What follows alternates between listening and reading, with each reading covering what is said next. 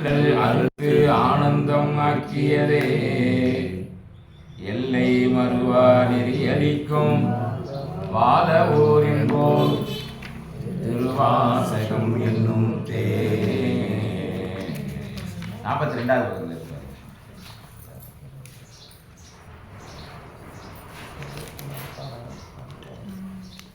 நம சிவாய வாழ்க நாதந்தாள் வாழ்க இமைப்பொழுதும்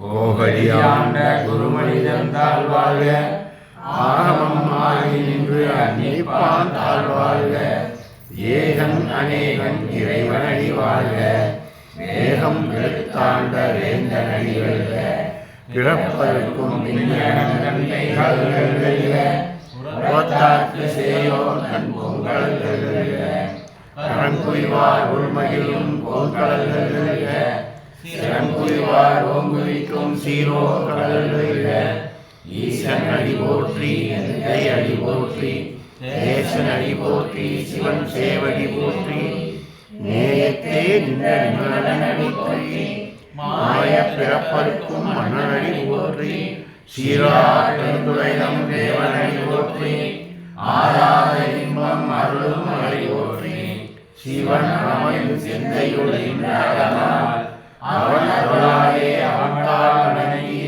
சிந்தை மனித சுரவரானம் தன்னை முன்னை வினை முழுதும் கண்ணுதலான் தந்தருளை கண்காட்ட வந்தே என்பதற்கு எட்டால் எளியார் கடலிறங்கி விண்ணிறைந்து மண்ணிறைந்து மிக்காய் விடப்பொழியாய் எண்ணிறைந்து எல்லை இல்லாதானே நின்றரும் சேர் பொல்லா வினையேன் புகழுமாறு ஒன்றறியேன் உள்ளாய் கூடாய் குருவாய் மரமாகி பழுமாகி பறவையாய் பாம்பாகி கல்லாய் மனிதராய் பேயாய் கணக்களாய் வல்லசுராகி முனிவராய் தேவராய் செல்லா நின்றை தாவர சங்கமத்துள் எல்லா பிறப்பும் எம்பெருமான் மெய்யே உன் பொன்னடிகள் கண்டு இன்று விழுத்தேன் உய்ய என் உள்ளத்தில் ஓங்காரமாய் நின்ற மெய்யா விமலா விளைப்பாரா வேதங்கள் ஐயா என ஓங்கி மெய்யாய் கையாய்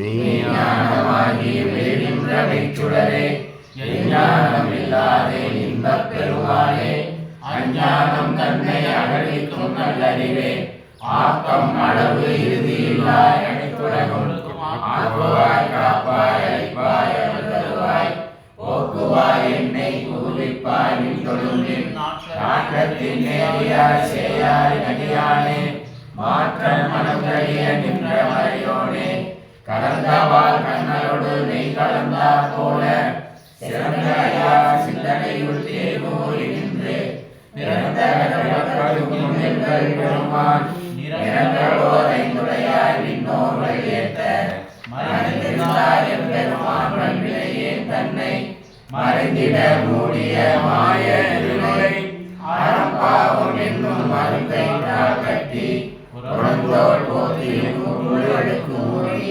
மனம் சோறும் 9 வாயு குடிலை மழங்க புலனையும் மஞ்சளை செய்ய விளங்கி மனத்தால் விமலா உனக்கு கலந்த அன்பாகி கசிந்து உள்ளுருவும் நலந்தான் இராத சிறியேற்கு நல்கி நிலந்தன் மேல் வந்தருளி நீர்களை காட்டி நாயிற்கடையாய் கிடந்த அடியேற்கு தாயச் சிறந்த தயாவான மாசற்ற ஜோதி மலர்ந்த வளர்ச்சுடரே தேசனே தேனாரே சோழனே பாசமாம் பற்றருக்கு பாரிக்கும் மாரியனே நேச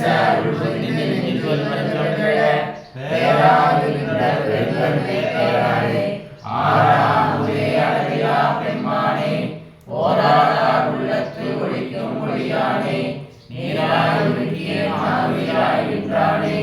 இன்பமும் துன்பமும் இல்லானே உள்ளானே அன்பருக்கு அன்பனே யாவையுமாய் அல்லையுமாய் சோதியனே துன்பிருளே தோன்றா பெருமையனே ஆகியனே அந்தம் நடுவாகி அல்லானே ஈர்த்தென்னை ஆட்கொண்ட இல்லை பெருமானே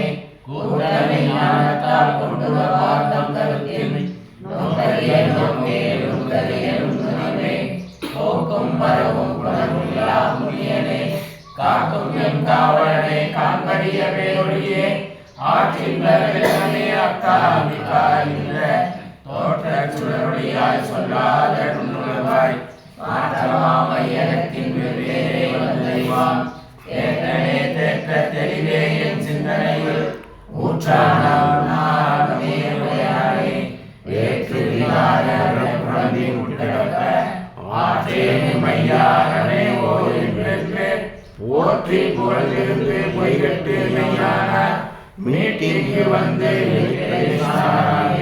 கள்ள குலக்கொலை கட்டளிக்கவல்லானே நான் இருளில் நட்டம் பயின்றாடும் நாதனே தில்லையில் கூத்தனே தென்பாண்டி நாட்டானே அள்ளல் பிறவி அறுப்பானே ஓய்ந்து சொல்லற்கு அறியானே சொல்லி திருவடிக்கு சொல்லிய பாட்டின் பொருள் வந்து சொல்லுவார் செல்வ சிவத்தின் உல்லாசினடிக்கு பல்லோரும் ஏத்த பணிந்து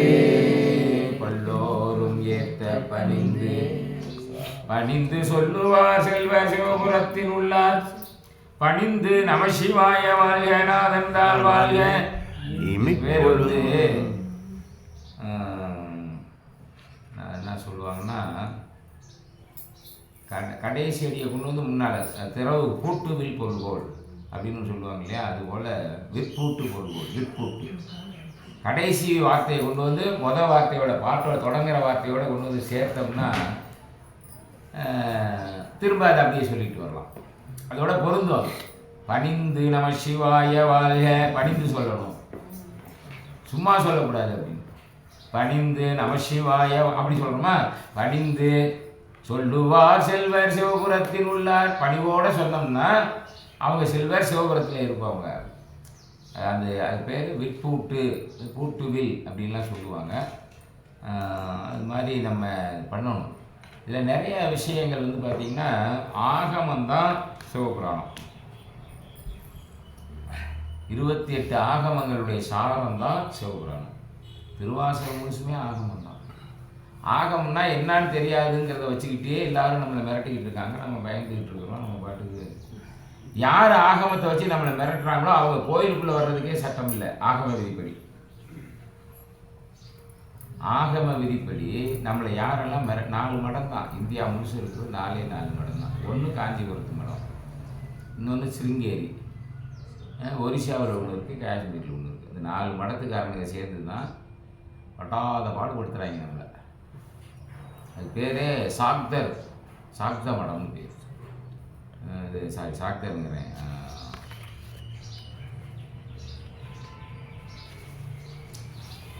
அவங்க பேர் கூட மறந்துட்டாங்க. வேண்டாம்னு நினைக்கிறது. காஞ்சிபுரம் மடம் மடாதிபதியை நம்ம என்னன்னு சொல்லுவோம்? ஸ்மார்த்தர்கள். அதை தான் சாக்தம்னு சொல்லிட்டேன். சாக்தம்னா சக்தி வழிபாடு செய்கிறவங்க. ஸ்மார்த்தர்கள் அப்படின்னு பேர். ஸ்மார்த்தர்கள். அவன் எங்கிட்டு போனாலும் வம்பிழுப்பான், அங்கிட்டு போனாலும் வம்பிழுப்பான். கடவுளை பற்றி சிந்திக்கிறதுக்கு உனக்கு அருகதை இல்லைடாம்மா. ஒருத்தன் பேசுகிறான். நான் ஒரு ஊருக்கு சொற்பொழிவுக்கு போனேன், விருதுநகருக்கு. அங்கே ஒரு நாடார் பையன் வந்தான் அப்படின்னு ஒருத்தர் பேசுவார். இந்த இதில் பார்த்தோம்னா அதை போட்டிருந்தான். 2-3 தடவை கேட்டேன். அது வந்து சாமி எங்களுக்கெல்லாம் வழிகாலே இல்லை. ஏண்டா இல்லை? இருக்குடா. நீ என்ன வேணாலும் தப்பு பண்ணுற, எல்லா தப்பும் பண்ணிவிட்டு வந்து ஒரு 100 ரூபா பணம் என்னை மாதிரி பாப்பான்னு கொடுத்துரு. அப்புறம் கேட்குற காய்கறி வாங்கி கொடுத்துரு. நமஸ்காரம் பண்ணிக்கோ. அப்போது பாவம்லாம் எங்கிட்ட ஒப்படைச்சிட்டு நீ பாட்டுக்கு போய். நாங்கள் உங்களை மாதிரி இருக்கக்கூடாதா, நீ தப்பு பண்ணணும். அப்போதான் அவர் செல்வாக்கு. இப்படியே சொல்கிறாரு அவர். நான் வேற யாரோன்னு நினச்சேன்.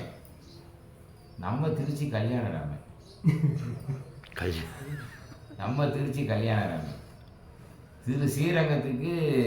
ஸ்ரீரங்கத்தில் எல்லா உபன்யாசங்களும் அந்த ஆள் பண்ணுவார்.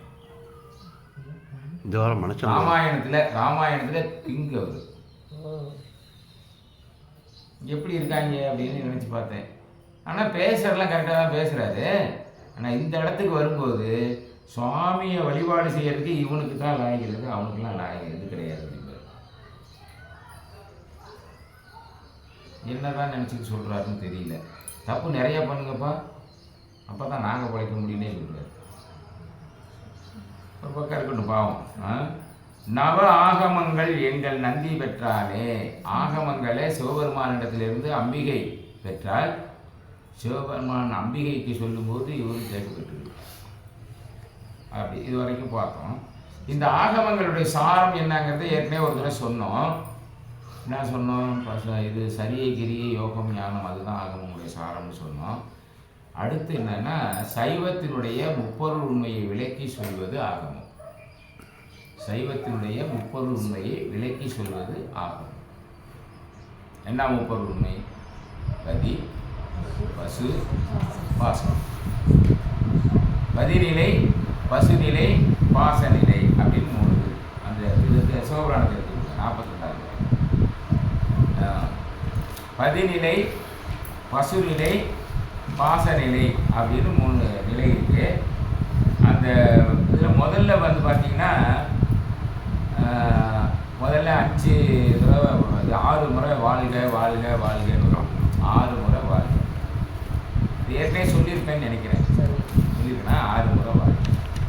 அப்புறம் 5 முறை வெல்க, 8 முறை போற்றி.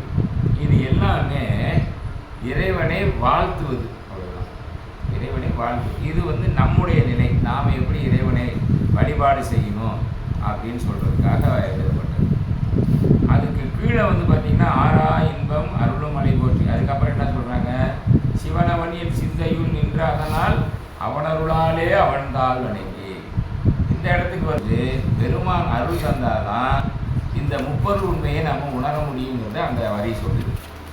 அதுக்கு அடுத்தாள் என்ன சொல்கிறாங்க? இந்த முப்பொருள் உண்மையை நம்ம உணரணும்னா பெருமான் நமக்கு அருள் தரணும். அவன் அருள் இருந்தால் தான் அவனை வணங்க முடியும் அப்படின்னு சொல்லிட்டு அடுத்த வரியில் முந்தை வினை முழுதும் மோய. ஓயன்னு படிப்பாங்க, சில பேர் மோயன்னு படிப்பாங்க. மோயங்கிறது தான் ஆரம்பத்தில் இருந்திருக்கும். மோயன்னா அடியோடு அடிச்சிடும். செடியை வந்து பிடிக்கிட்டோம்னு வச்சுக்கோங்க, வயலில் செடியை பிடிக்கிட்டோம், வேரோடு பிடிக்கிட்டோம். ஆனாலும் திரும்ப கொஞ்ச நாள் கழிச்சு போனோம்னா செடி வளருது. ஏன் வளர்ந்ததுன்னா இந்த வளர்ந்த செடி இருக்குல்ல, அது பூ பூத்து காயெல்லாம் காய்ச்சிருக்கும்ல, அது அந்த மண்ணில் விழுந்துருக்கும். அப்புறம் திரும்ப ஈரம் பண்ணோடனே அந்த விதை முளைச்சி வந்துடும், திரும்ப வரும். அப்போ அடுத்தடுத்து அங்கே வந்து நீங்கள் என்ன தான் செடியை எடுத்து பிரிக்கிட்டாலும் வந்துக்கிட்டே இருக்கும். அதனால தான் அவர் ஆழ்வார் சொல்லுவார், செடியாய வல்வினைகள் தீர்க்கும் திருமாலே அப்படின்றார். இது செடி மாதிரி வந்துக்கிட்டே இருக்கு. நீ என்ன தான் களைஞ்சி பொடி வெளியில் போட்டாலும் அடுத்தடுத்து வரும். அது அப்படி சொல்கிறார்.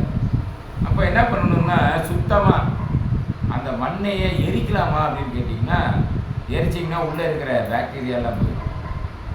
அந்த பாக்டீரியாக்கள் நுண்ணுயிரிகள் இருக்க, அதுதான் அடுத்தடுத்து பயிர்கள் வளர்வதற்கு துணையாக இருப்பது. இப்போ என்ன செய்வீங்க? இது 2 கலந்தே கிடக்குது.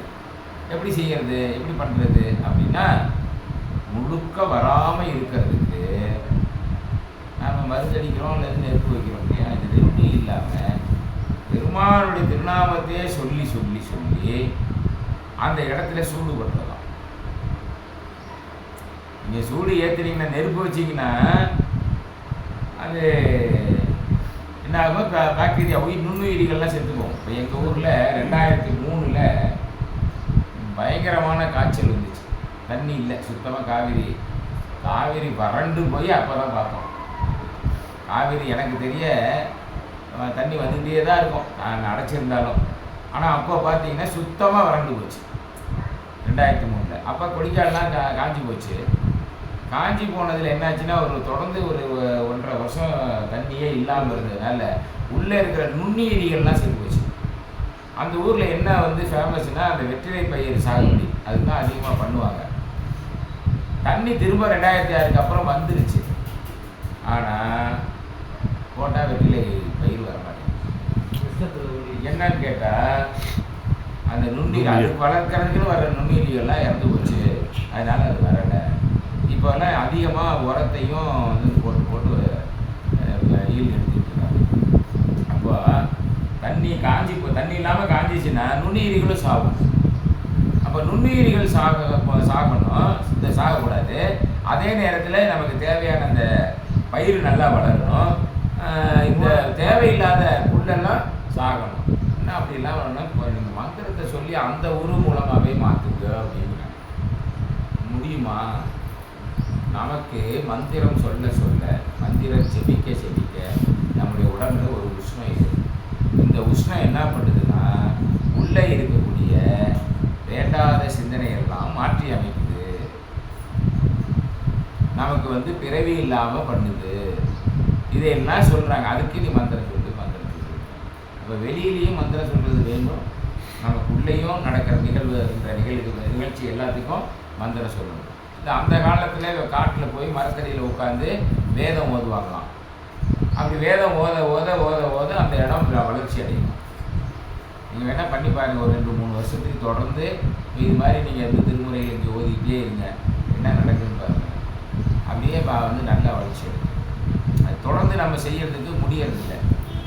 இன்னும் ஏதாவது ஒரு காரணத்தால் அது தடை வந்துக்கிட்டே இருக்குது, முடியறதில்லை. இப்போ நம்ம தொடங்குற இடத்துக்கு போயிடுவோம். ஆகமம் ஆகி நின்று அன்னிப்பான் தாழ்வாழ்க, இது போன தடவை பார்த்தோம். அடுத்தது என்ன? பிறப்பரு வேகம் கெடுத்தாண்ட வேந்தனடி வெல்க, இதுதான் இந்த இன்னைக்கு நாம் சிந்திக்கணும். ஏகன் அநேகன் போன தடவை பார்த்தோம். வேகம் கெடுத்தாண்ட வேந்தனடி வெல்க. வேகம் கெடுத்தான், நம்ம வேகத்தை கெடுக்கணும். கெடுத்தாதான் நாம் தேர முடியுமா? வேகங்கிறது எது அப்படின்னு கேட்டோம்னா மனோவேகம்னு ஒன்று இருக்குது. மனோவேகம், உடல் வேகம்னு ஒன்று இருக்குது இல்லையா? இயந்திரங்கள் போகுது இல்லையா? இயந்திரங்கள் போகிறது அந்த வேகம் ஒன்று இருக்குது. இது எந்த வேகம் அப்படின்னு கேட்டிங்கன்னா, வேகத்தை எந்த அடிப்படையில் நம்ம கணிப்போம்? வேகங்கிறது தொலைவு பை டைம், அதாவது அந்த டூரேஷன். அதாவது எவ்வளவு தொலைவில் போகிறோம், எவ்வளவு நேரத்தில் போகிறோம். நீங்கள் வந்து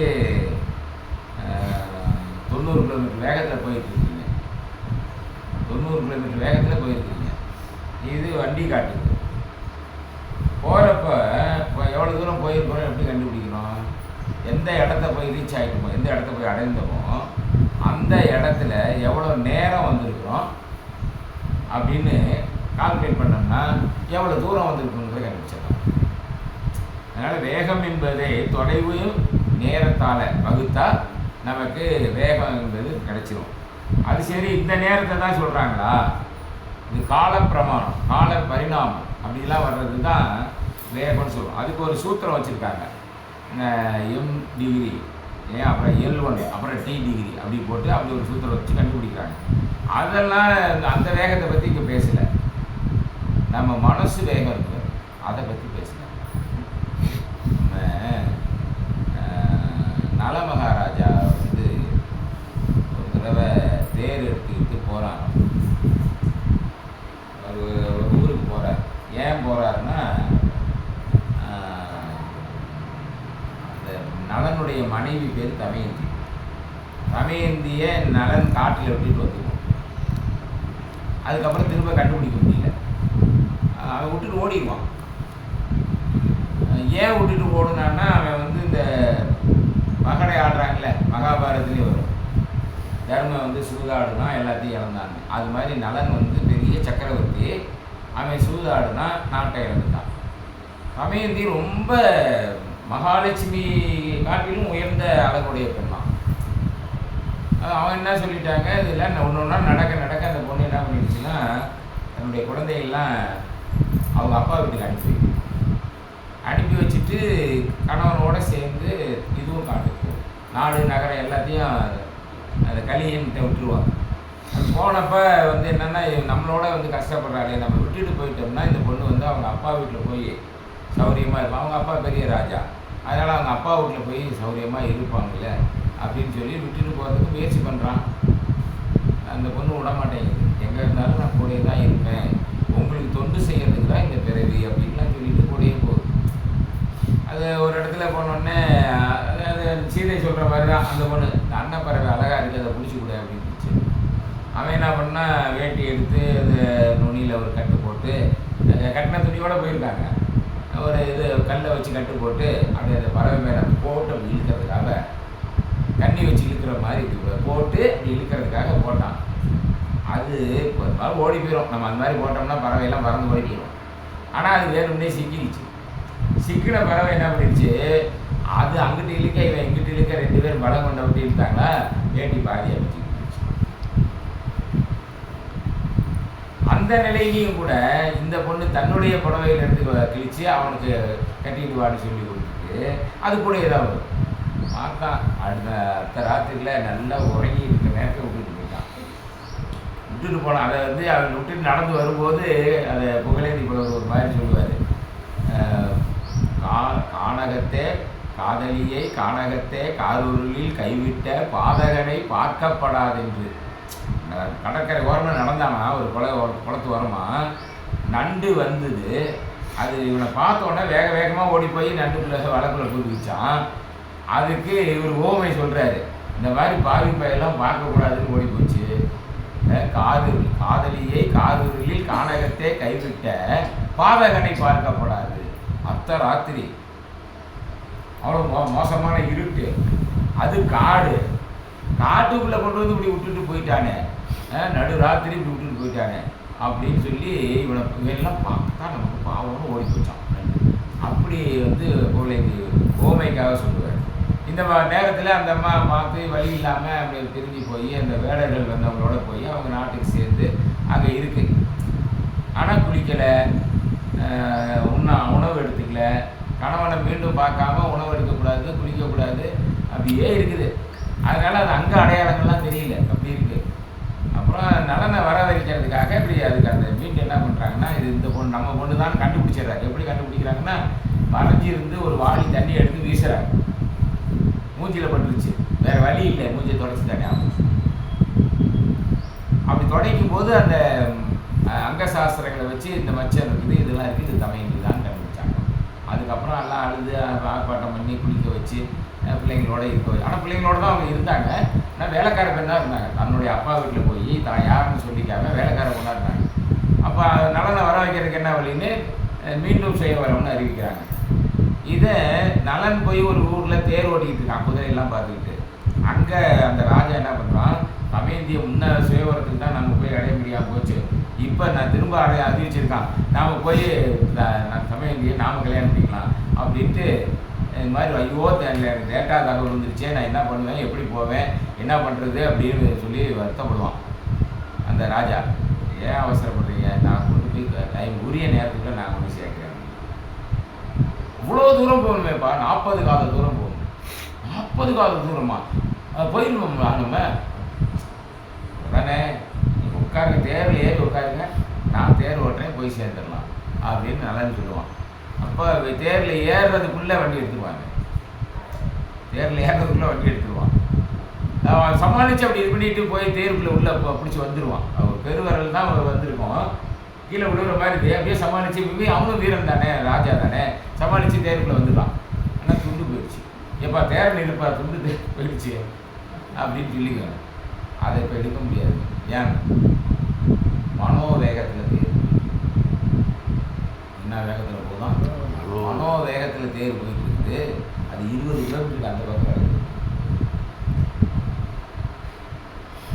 மனோவேகம் எப்படின்னா, இங்கே உட்காந்துக்கிட்டே அமெரிக்காவுக்கு போயிடும். திடீர்னு அமெரிக்காவில் கனடாவில் என்ன நடக்குது அப்படிங்கிறத இங்கே உட்காந்துட்டே அங்கே பார்த்துட்டு நம்ம போய் பார்த்துட்டு வந்துட்டால் போதும். ஒரு தடவை போய் பார்த்துட்டு வந்துட்டால் போதும். அடுத்த தடவை டக்குன்னு நம்ம நினைப்போம் அங்கே போயிடும், அந்த ஊருக்கு போயிடும். அதுக்கு எவ்வளோ நேரம் ஆகுதுன்னா ஃப்ராக்ஷன் ஆஃப் செகண்ட். அந்த மனோவேகத்துக்கு ஏற்ப நம்முடைய மனம் செயல்படுது. அப்போ எவ்வளோ வேகமாக நீ போகிறீங்களோ அந்த அளவுக்கு உன்னுடைய உடல் போகாது. அப்போ மனசும் உடலும் ஒத்துழைக்காதனால உடலுக்கு பல்வேறு நோய்களைத்தான் தரும். அதனால் இந்த நோய்கள் எப்படி வரும்னா, மூலாதாரத்தில் ருத்ராகினியாக இருக்கக்கூடிய அக்னி சகசிராரத்துக்கு வந்து அகண்டாகினியாக மாறுது இல்லையா? அப்படி மாறும்போது அது அங்கேயே மாற ஆரம்பிச்சிச்சுன்னா உடம்பெல்லாம் புண்ணாயிடுது. அதனால் சும்மா நம்ம வாசியோகம் கற்றுக்கலாம்னா டக்குன்னெல்லாம் கற்றுக்க முடியாது. நம்ம பிராணாயாமம் பண்ணுறோம்னா உடனே எல்லாம் செய்யும், கொஞ்சம் கொஞ்சமாக பயிற்சி பண்ணி தான் கொண்டு வரும். முதல்ல ஒரு 4 கவுண்ட்டு, அப்புறம் ஒரு 10 கவுண்ட்டு, அப்புறம் ஒரு 16 கவுண்ட்டு, அப்படி கொஞ்சம் கொஞ்சமாக ரைஸ் பண்ணிட்டு போகணுமே தவிர வேகமாக உடனே பண்ணோம்னா அவ்வளோதான், பிச்சுக்கிட்டு போயிடும். அதனால் வேகம் வந்து வேண்டாம். வேகமாக போகிறவங்களுக்கு எப்படி இருக்கும் அப்படின்னா, நீங்கள் வேணால் வேகமாக ஓடிப்பாரு. மூச்சு வாங்குமா அந்த நேரத்தில் மற்ற நம்ம எந்த சிந்தனையோடு இருக்கணும்னு நினச்சோமோ அந்த சிந்தனையெல்லாம் மறந்து மூச்சு வாங்குறதுக்கு தான் நேரம் இருக்குமே தவிர மற்ற சிந்தனைகள் எல்லாம் மறந்து நாம் இயல்பாக இருக்கிற அந்த நிலையை விட மூச்சு வாங்கும்போது பல்வேறு விதமான மாற்றங்கள் ஏற்படும். நமக்கு எப்பவுமே வெப்ப ஓட்டம், காற்றோட்டம், காந்த ஓட்டம் இதெல்லாம் வந்து ஒரே சீராக ஒரே மாதிரி ஓடி வந்துருக்குதுன்னா நமக்கு நோய் வராது. அது ஒரே மாதிரி ஓடாமல் அப்நார்மலாக ஒரு தடவை வேகமாக ஓடுது, இன்னொரு தடவை வேகம் ரொம்ப கம்மியாக ஓடுது. ஒரு தடவை வந்து 50 கிலோமீட்டர் வேகத்தில் போயிட்டு இருக்குது, இன்னொரு தடவை 10 கிலோமீட்டர் வேகத்தில் தான் போகுது. அப்படிங்கும்போது அந்த சீரான நிலை இல்லாத போது எந்த இடத்துல தடை இருக்கிறதோ அங்கே நின்று உடம்புக்கு நோயை தரும். அதுபோல் ஆத்மா இருக்கே, ஆத்மாவை வந்து எந்த சிந்தனையும் பண்ணக்கூடாது. நம்ம நோயாளி ஆகிட்டோம்னா எந்த சிந்தனையும் ஆத்மா பண்ணக்கூடாது. இப்போ ஆத்மா தேர்வதற்குண்டான வழியை காட்டுவான்னா காட்டாது. இப்போ ஆத்மா தேர்வதற்கு என்ன செய்யணும் அப்படின்னா சீரான இயல்பான நிலையில் நம்முடைய மனதை வைத்துக் கொள்ள வேண்டும். அப்போ இயல்பாக இருக்குன்னா வேகமாக ஓடுறோம் இல்லையா, அது தவிர்க்க முடியாதுல்ல. அது தவிர்க்க முடியாதுன்னு தான் சொல்கிறாங்க. நீ முன்கூட்டியே திட்டமிடு. 5 மணிக்கு போகணும்னா 4 மணிக்கு திட்டமிட்டு எழுந்திரிச்சு என்ன வேலை செய்யுமோ அதை செஞ்சு ரெடி ஆகிடுது. அதை விட்டுட்டு நீயே அந்த நேரத்தில் பரபரப்பாக ஓடுனீங்கன்னா இந்த வேகம் என்ன பண்ணும், போன இடத்துல டென்ஷன் உண்டாகும். முதல்ல நம்மளுடைய உறவுகளை நமக்கு தெரியும். யாரெல்லாம் உறவுக்காரங்க இருக்காங்களோ அவங்களாம் இருக்கும். அப்புறம் ஞானிகள்லாம் நம்ம உறவுக்காக தான் இருப்பாங்களா, அவங்ககிட்டையும் போய் அதே வேகத்தை அப்படியே காட்டிடுவோம். அதே வேகத்தை அப்படியே காட்டும்போது அவங்க என்ன பண்ணுவாங்க, இன்னும் உனக்கு இன்னும் மனசு அடங்கல, இன்னும் உனக்கு வேகம் வரும், இன்னும் பக்குவம் வரல, போயிட்டு இன்னொரு நாளைக்கு வரும் அப்படின்னு. அப்போ நமக்கு நல்ல வழிகாட்டணும்னா என்ன பண்ணணும், பக்குவமாக முதல்ல பேசணும். எடுத்தேன் கவுத்தேன்னு பேசக்கூடாது. பேசுறது கோபமாக பேசுறதுக்கு எது காரணமாக இருக்கும் அப்படின்னு கேட்டிங்கன்னா நம்மளுடைய சோம்பேறித்தனம் ஒரு முக்கியமான காரணம். சோம்பேறித்தனத்துக்கு எது காரணமாக இருக்குன்னா ஒழுங்காக தூங்காமையும் ஒரு காரணமாக இருக்கும். ஒழுங்காக ஏன் தூங்க முடியலன்னு கேட்டால் பல காரணங்கள் வந்துடுது. திருவிழா வந்துருச்சு, சொந்தக்காரங்க வந்துட்டாங்க, கல்யாணம் காது ஊத்தலாம் வந்துருச்சு, டிவி வந்துருச்சு. டிவியில் கடைசி நாடகம் வரைக்கும் பார்த்துட்டு தானே, அதெல்லாத்தை விட பெரிய விஷயம் ஃபோனு. யார் எந்த நேரம் பேசுகிறாங்கன்னே சொல்ல முடியல. சில நேரம் 3 மணிக்கு பேசுகிறாங்க. மச்சினை கலா தம்பி 3 மணிக்கு பேசுகிறாரு. 3 மணிக்கு ஃபோன் வந்தால் என்ன நினைக்குவாங்க தெரியுங்களா, அந்த காலத்தில் தந்தி வந்துருச்சுன்னு சொன்னால் உடனே மனசு பக்கம் ஐயோ தந்தியா, அது நல்ல விஷயமா கூட இருக்கும். கல்யாணம் புறப்பட்டு வாழ்க்கை கூட கொடுத்துருப்பாங்க. ஆனால் நமக்கு தந்தின்னு சொன்னாலே அந்த நினைப்பு தான் வரும். அது மாதிரி அர்த்தராத்திரியில் ஃபோன் வந்தாலே ஏதோ ஒரு அவசரம், அப்போ மனசு படப்படக்க ஆரம்பிச்சு. அது மாதிரி ஃபோன் இருக்கு பாருங்க, அது பெரிய பரபரப்பு தரும். அதனால் நம்மளுடைய பெரியவங்க என்ன சொன்னாங்க, பரபரக்க வேண்டாம் பல்காலும் சொன்னேன். நம்ம பல தடவை சொல்லிட்டுனா இந்த மாதிரி பரபரப்பாக அலையாதுறாங்க. அதனால் வேகத்தை நாம் வந்து குறைக்கணும். குறைக்கிறது மட்டும் இல்லை, மனசை சிந்தனை பண்ண கூடாது. மனசை வெல்றது தான் ஆன்மீகத்தின் உண்மையான வாழ்க்கை.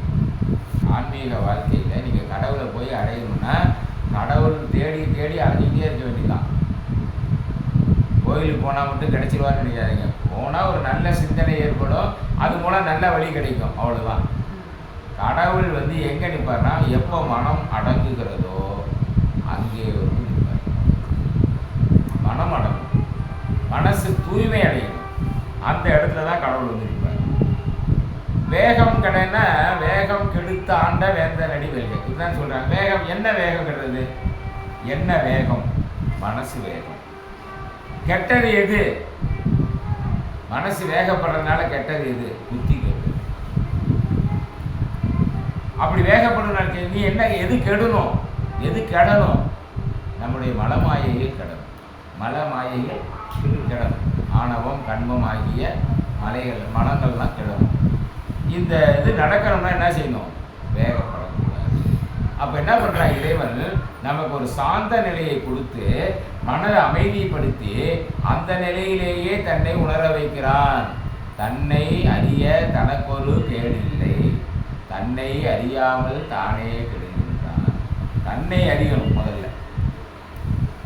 தன்னை அறிந்தின்பமூர வெண்ணிலாவே ஒரு தந்திரம் நீ சொல்ல வேண்டும் வெண்ணிலாவே. நம்முடைய அருட்பிரகாசன் சொல்றார், தன்னை அறிய தனக்கு ஒரு கேடு இல்லை, தன்னை அறியாமல் தானே கெடுகின்றான். முதல்ல உன்னை அறியணும். நீ என்ன வேகத்தில் பேசுகிற, என்ன வேகத்தில் ஓடுற, என்ன வேகத்தில் சிந்திக்கிற அப்படிங்கிறத பார்க்கணும். மனசை காலி பண்ணால் ஒழிய நாம் முன்னேற முடியாது. இது தெரிஞ்சதுனால என்ன பண்ணிட்டார், டக்குன்னு ஆகமம் பற்றிலாம் சொன்னார், பெருமானுடைய திருவடியை பற்றி சொன்னார், மந்திரத்தை சொன்னார், திருவடியை பற்றி சொன்னார், அப்புறம் அந்த திருவடி கிடைக்கிற இடத்த பற்றி சொன்னார், துறைமுகத்தை பற்றி சொன்னார். இப்படி வரிசையாக சொல்லிட்டு ஆகமத்தை சொன்னார். ஆகமத்தை சொன்னோடனே அந்த ஆகமம் காட்டுற பொருள் ஒரு பொருள் தான். அந்த ஒரு பொருள் ஒன்றாக தான் இருக்குது. அவனே எல்லாத்துக்குள்ளும் தான் தோற்றுவித்த எல்லாவற்றுக்குள்ளும் அடங்கி இருக்கிறான். ஆக ஒன்றாகவும் அநேகனாகவும் இருக்கிறான்னு சொல்லிட்டு அடுத்தது என்ன சொல்கிறார், இந்த மாதிரி நீ வேகத்தை கட்டுப்படுத்தினாதான், உன் மனசு அடங்கினாதான் இதையெல்லாம் நீ பார்க்க முடியும்னு சொல்ற. அதனால வேகம் கெடுத்தாண்ட வேந்தரடி வேலியங்கிறது ரொம்ப முக்கியமான ஒரு வார்த்தை நம்மை பொறுத்த வரைக்கும். சினமிறக்க கற்றாலும் சித்தி எல்லாம் பெற்றாலும் மனம் இறக்க கல்லார்க்கு வாயேன் பராபரமே. தாய்மலர் சொல்றேன், சினம் இறக்க கற்றாலும் கோபமே இல்லாமல் இருக்க கற்றுக்கிட்ட, சித்தி எல்லாம் பெற்றாலும் அஷ்டமா சித்தி உனக்கு கை வந்துருச்சு. மனம் இறக்க கல்லார்க்கு, மனசு இறந்து போகலைன்னா பிரயோஜனம். நீ பேசி புண்ணியம் இல்லை. அது மாதிரி சொல்கிறாங்க. அடுத்தது சொல்கிறார், சும்மா இரு சும்மா இரு சொல்லறை என்றனுமே அம்மா பொருள் ஒன்றும் அறிந்தில்லைனே. சும்மா இருன்னா எப்படி சும்மா இருக்குது? ஏதோ ஒரு படத்தில் வடிவேல் ஆலமரத்தடியில் உட்காந்துருக்கு சும்மா இருந்துப்பாரு, அது மாதிரியா? இல்லை சும்மா இருன்னா நம்மளால் என்ன பண்ணுறான், சும்மானா ஆடை இல்லாமல் இருக்கிறது, திகம்பரராக இருக்கிறது, அவங்களுக்கு தான் இப்போ அதிக மதிப்பு. நம்ம ஊர்லேயும் இதுக்கு வரைக்கும் மேட்டூர் வரைக்கும் வந்துட்டு போனாங்க அகோரிகள். இல்லை நம்ம ஆளுங்க இங்கேருந்து படை திரண்டு பார்க்க போயிட்டாங்க. ஏன்? அவங்கள பார்த்தா அவ்வளோ புண்ணியம். என்ன புண்ணியங்கிறது தெரியல. அவங்களாம் காவாளிகர்கள். நம்ம சைவத்தில் இருக்கக்கூடிய பிரிவுகளில் அது ஒரு பிரிவு. அது முரட்டுத்தனமான இது. சும்மா இருன்னு சொன்ன உடனே நாம் எதோ நினச்சிக்கிறோம். மனசை சும்மா இருக்கு.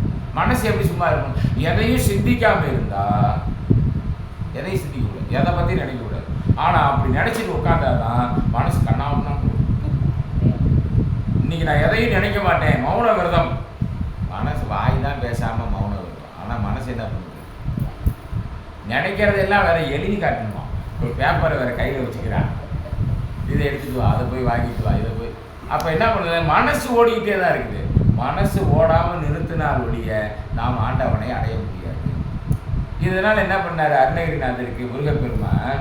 அவர் கோபுரத்துலேருந்து கீழே விடுறார். முருகான்னு சொல்லி கடைசி நேரத்தில் அவருக்கு ஒரு எண்ணம் வந்துருச்சு. அது வரைக்கும் அந்த எண்ணம்லாம் சிந்தனையெல்லாம் அவருக்கு கிடையாது. கடைசி நேரத்தில் விழும்போது சாகிற நேரத்தில் பயம் வரும் இல்லை?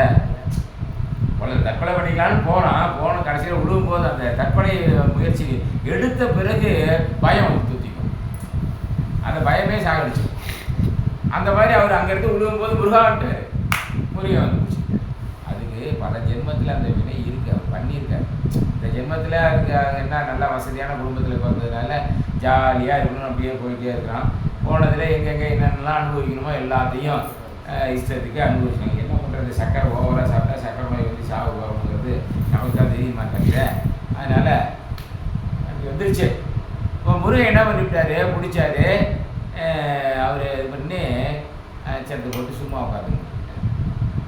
சும்மா இருந்தால் என்ன செய்ய தெரியவே இல்லை மனுஷன். அதுக்கப்புறம் 12 வருஷம் கழிச்சு தான் வந்தார் முருகன். வந்தார், என்னை பாடுறாங்க, இவ்வாறு சும்மா இருந்து போயிட்டு நான் மனது எதையும் நினைக்காம இருந்தேன். எனக்கு என்ன இலக்கணம் தெரியுமா, எழுத்து தெரியுமா, அசை தெரியுமா, நான் எப்படி பாடுவேன்? பாடு வரும் அப்படின்னு சொல்லிட்டு தெய்வயானை அம்மாவை நினச்சி முருகன் இது கொடுத்துருப்பாரு நமக்கு தெரியல. அவர் முதல்ல தெய்வயானை அம்மாவை தான் முதல்ல முத்தை தரு பக்தி திருநகை நாக்கில் வேளால ஓங்காரத்தை எழுத வேளால ஓங்காரத்தை எழுதி முடித்த உடனே இவர் பாட ஆரம்பிச்சிட்டார். பாடினவர் அவர் பாட்டுக்கு பாடிக்கிட்டே இருக்கார். கொட்டுது பாட்டு. முத்தை தருவ தித்திருநகை யக்திக்கிறை சக்தி சரவண முக்திக்கு ஒரு வித்துக்கு ஒரு வரன் என போதும் பாடுற. பாடி முடிச்சாரா அப்புறம் ரொம்ப காலம் கழிச்சு தான் திரும்ப வந்து நீ வயலூருக்கு வாடாங்க. அந்த ஒரு பாட்டு பாடினதோட உட்காந்துட்டார் திரும்ப. ஆனால் சாமி சொன்னார், சுவாமி அருள் தந்தார். அதனால் அவர் எதை பற்றி சிந்திக்காமல் இருந்தார். இப்போ பாடுறான்னு சொல்லி இது பண்ணும்போது முருகனே உள்ளே இருந்து அவர் பாட்டுக்கு கொட்டுறாரு பாட்டை. 16,000 பாட்டு பாடினாராம். ஆனால் நமக்கு கிடைச்சிருக்கிறது 1311 பாட்டு தான். ஒவ்வொன்றும் ஒவ்வொரு சந்தம், ஒவ்வொரு ராகம், வெவ்வேறு திருப்புகள் படிச்சுட்டோம்னு சொன்னால் நாக்கு வந்து நல்லா சுழலும். அருள் ஆமாம் தங்கு தடை இல்லாமல் வார்த்தைகள்லாம் வரும். அருள் பிரகாசம் நல்லா தெரியும் திருக்குறள் படித்தா. இதே சொல்லத்தான் முடியுதுன்னு படிக்க முடியல. படிச்சுக்கிட்டு இருந்ததையும் கெடுத்து விட்டாங்க. ராமகிருஷ்ணன் தபோவனத்துக்கு போனோம்ல, சாம்பார் வாடி தூக்கி சோத்தை விட்டு இந்த படிக்கிற புஸ்தகத்தை கையில் எடுத்தோம்னா தொலைஞ்சோம். அங்கே நான் படாத அவசரப்பட்டேன். ஏன்டா இங்கே வந்தோம், வேறு வழி இல்லை, உழைக்கணும், பிள்ளைக்குட்டிக்கு சோறு போடணும். அதனால் அந்த வேலையெல்லாம் பார்த்துக்கிட்டு அங்கே இருந்தேன். ஒரு 6-7 வருஷம் இருந்தேன். எப்போ பார்த்தாலும் படிக்கலாம் விட மாட்டேன். படிச்சுட்டு பார்த்தாங்கவா இந்த சிவன் குட்டிக்கு அங்கே போடும். அப்புறம் அடுத்த நாள் அங்கேருந்து இங்கே போடும்பாங்க. அந்த கள்ளத்துக்கு அங்கே கொண்டு வைப்பாங்க. அடுத்த நாள் அந்த கல்லையை தூக்கி கொண்டு இங்கே வைப்பாங்க. இப்படி நம்மளை ஆளை பார்க்கும்போது நம்ம சும்மா இருக்கிறோம்னு தெரிஞ்சால் வேலை வச்சுக்கிட்டே இருப்பாங்க. அது எதுக்குன்னா அந்த கர்ம யோகத்தை வளர்க்குறதுக்காக. கர்ம யோகத்தை எங்கே வளர்க்கணும்? கர்ம யோகத்துக்கு லாய்க்கானவன் எவனோ அவன்கிட்ட வளர்க்கணும். நாம் ஞான யோகத்தை தேடி போயிட்டுருக்குறோம். அதனால் பெரிய சிக்கலாகி போச்சு. அங்கேருந்து தான் ஆரம்பிச்சுன்னு நினைக்கிறேன். எனக்கு வந்து மனசுக்கும் உடம்புக்கும் அந்த தொடர்பு வந்து மாறுபட்ட ஒரு நிலை வந்துச்சு. ஏன்னா எப்போ பார்த்தாலும் சாம்பார் வழியை தூக்கிட்டாரு, இதுக்காக நம்ம பிறந்தோம் அப்படிங்கிற மாதிரி. ஒன்றும் சம்பளமும் ஒன்றும் பெருசாக கிடையாது, ஏதோ வயிற்று கழுவிக்கலாம் அவ்வளோதான். வேறையெல்லாம் எக்ஸ்ட்ரா ஒரு ட்ரெஸ்ஸு கூட வாங்க முடியாது. கரெக்டாக சாப்பாட்டுக்கு அவ்வளோதான் கொடுப்பாங்க, அதுக்கு மேலே கொடுக்க மாட்டாங்க. கேட்டால் ராமகிருஷ்ணர் இதை சொன்னாருப்பாங்க. ராமகிருஷ்ணர் சொன்னாரா, விவேகானந்தர் சொன்னாரா, யார் சொன்னாங்கன்னு தெரியாது. அவங்களுடைய கொள்கைப்படி அவங்க பண்ணுறாங்க, அப்படி தான் இருக்காங்க. அதனால தான் என்னமோ தெரியல. அது அங்கே போனவங்களாம் பாதி நேரம் ஓடுறதாக பார்ப்பாங்க, வெளியில் ஓடணும் அப்படின்னு. சும்மா இருக்கிறதுங்கிறது சாதாரண விஷயம் அல்ல. அது பெருமானுடைய பேரருள் திறம் நமக்கு அமைந்தாலுடைய கிடைக்காது. ஆச்சா, அடுத்து பரபரக்க வேண்டான்னு சொல்லிட்டு மனசு அடங்கி இருக்கணும்னு சொல்லணும். மனசு பரபரப்பு இல்லாமல் மனசு அமைதியான நிலையில் இருந்தால் ஆண்டவனையினுடைய தரிசனத்தை நம்ம பெறலாம் அப்படிங்கிறதுக்காக சொல்லணும். அப்புறம் சொல்கிறாருன்னா, வேகம் கெடுத்து ஆண்ட, வேகத்தை கெடுத்து நம்மளை வந்து நல்ல முறையில் ஆண்டு கொண்டு இருக்கிற என்ன சொல்கிறார்? வேந்தன் அடி பெறுகிறார். வேந்தன், வேந்தன்னா அரசன் நம்ம நினைக்கிறோம் இல்லையா? அரசன், அரசர்களுக்கெல்லாம் அரசன், ராஜாவுக்கெல்லாம் ராஜா, நடராஜா. நம்ம ஊரில் 5 வருஷத்துக்கு 10 வருஷத்துக்கு ஆட்சி செய்கிறவன் ராஜா.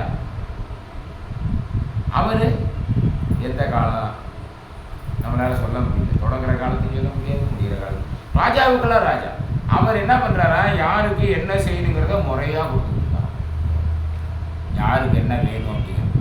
இப்போ நம்ம போன ஜென்மத்தில் இருந்து என்னென்ன பண்ணணும், இதுக்கும் மனசுக்கும் தொடர்பு. என்ன மனசுக்கு தொடர்பு? அவர் வந்து நம்ம சதாசிவ பிரம்மேந்திரம் பிறப்பு இன்னும் உண்டுங்கிறத வந்து ஸ்ரீதர் ஐயாவார்கிட்ட போய் தெரிஞ்சுக்கிட்டாருன்னு போனதுல சொன்னோம் இல்லையா? அப்போ இன்னொரு அம்மாவுடைய விருப்பத்துக்காக ஒரு உண்டை சோறு வாங்கி சாப்பிட்டதுக்கே ஒரு பிறப்புனா நாம் எத்தனை நினைக்கிறோம்? நம்மளுடைய நினைப்புக்கு எல்லையே இல்லை. எல்லாத்துக்கும் மல்லிகாம காசு நினைப்பு வருதா இல்லையா? ஆனால் வந்து கோடீஸ்வர அம்மா போகிறாங்க, சாப்பாடு போட்டாங்க, நமக்கு ஒரு வேறு சாப்பாடு போட்டால் என்ன, போடாட்டி என்ன, போடணுமே சாப்பிட. இந்த மாதம் வந்துச்சு. ஒருத்தர் இருந்தார், நமக்கு வழிகாட்டிகிட்டே போயிட்டார். 14 வருஷம் நான் சாப்பிடவே இல்லைடா. 3 நாள் கூடவே இருந்து அவர் என்ன பண்ணுறாருன்னு, எங்கே போனாலும் கூடவே போகிறது. ஒருவேளை நமக்கு தெரியாமல் திட்டு சாப்பிட்டு விட்டாருன்னா அப்படின்னு பார்த்தா எதுவும் சாப்பிடல அவர், எதுவுமே சாப்பிடல. 16 வருஷமும் அப்படியே தான் இருக்கிறார். ஆனால் வந்து பார்த்தீங்கன்னா உள்ள செரிக்கிறதுக்கு உண்டான ஆர்கான்ஸ் எதுவுமே இல்லை. ஆனால் நடக்கிறதெல்லாம் நம்மளோட வேகமாக நல்லா நடக்கிறாரு. நமக்கு நாங்கள் உட்காந்துருக்கும்போது நமக்கு மட்டும் சாப்பாடு கொடுத்துட்டே இருக்குது. இருந்து பார்க்கறது என்ன மாதம் வச்சு நான் ஒரு 3 நாள் அப்படி இருந்தேன். இலைதானே சாப்பிட்டுக்கிட்டே அப்படி போயிடுறது, இங்கே போகிறப்போ அங்கே போகிறது. எங்கள் அப்பா வந்து ரொம்ப அழகும். சரி அப்பா அழகும் எனக்கு மனசு இறங்கிருச்சு. இப்போ பார்த்தாலும் திட்டிகிட்டே இருக்கிறவங்க அன்றைக்கி பார்த்து அழ ஆரம்பிச்சிட்டேன், ரொம்ப அழ ஆரம்பிச்சிட்டேன். அதுக்கு சில பேர் சொல்லியிருக்கிறாங்க, ஏன்னா ஓடக்காரன் எங்கடா காணோம் அப்படின்னு சொல்லியிருக்காங்க. அவருக்கு என்ன ஓடக்காரன்னா என்ன? ஓடக்காரன்னா எல்லாருக்கும் வழிகாட்டுறவன்னு அர்த்தம்டா. இந்த கரையில் இருக்கிறவனை பாதுகாப்பாக கொண்டு போய் அந்த கரையில் ஓடுறவனை ஓடக்காரன்னு சொல்லுவோம்.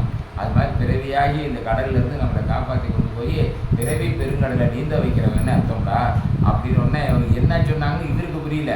எங்களுக்கெல்லாம் வந்து முக்கியமான ஆள்ரா, எங்களுக்கெல்லாம் தேவையான ஆள்ரான்னு அவ்வளோதான் தேடிட்டு வந்துட்டார். 3 நாளாக பேசாமல் இருந்தவர் 3ஆவது நாள் தேடிட்டு வந்து ஆளை பிடிச்சிட்டார். ஏன் போய் நம்ம கொடுமுடி வரைக்கும் போயிடும் அப்படி நடந்து ஆத்தங்கரையிலேயே போய் அப்படி பழகியாச்சு.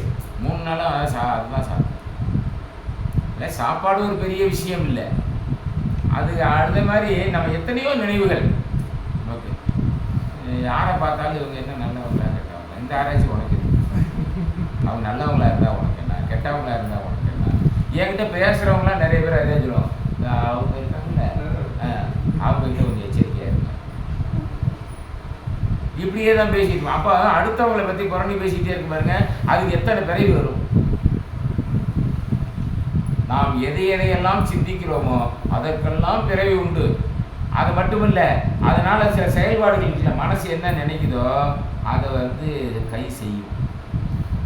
மனம், வாக்கு, காய், இந்த 3 முக்கியமான விஷயம். மனசு எதை நினைக்குதோ அது வாய் பேசும். இப்போ மனசு நினைச்சதை வாய் பேசிச்சு இல்லை, அதை தான் கை செய்யும். அது நல்ல விஷயமா இருந்தால் நமக்கு நன்மை கிடைக்கும், தீய விஷயமா இருந்தால் தீமை கிடைக்கும். அப்போ நல்லது செய்யறதுக்கும் பிறவி உண்டுங்கிறாங்க. பஞ்சமாக பாவியம் இருக்காங்க, அந்த பாவத்தை செஞ்சதுனால அவனுக்கு பிறவி உண்டுன்னு சொன்னால் நியாயம். நல்லது செய்ததுக்கும் பிறவி உண்டாம். அடுத்த பிறவி என்ன பிறவிடா இருக்கும்? நல்ல பிறவியா. கெட்டது செஞ்சவனுக்கு என்ன இருக்கும்? பிறவி இருக்கும், ரொம்ப கஷ்டப்படுவான். அவன்கிட்ட எந்த பொருளும் வந்து சேராமல் போயிட்டே இருக்கும், வறுமையில் இருப்பான், கஷ்டப்படுவான். அந்த மாதிரி இதெல்லாம் வரும். இதெல்லாம் அடையாளங்கிறார் பட்டணத்தை. வந்து ஒருத்தனுக்கு வறுமை இருக்குது அப்படின்னா இதான் அடையாளம். ஒருத்தன் நோயாளியாக இருக்கானா இதான் அடையாளம். நோய் வருவதற்கும் காரணம் இருக்குது.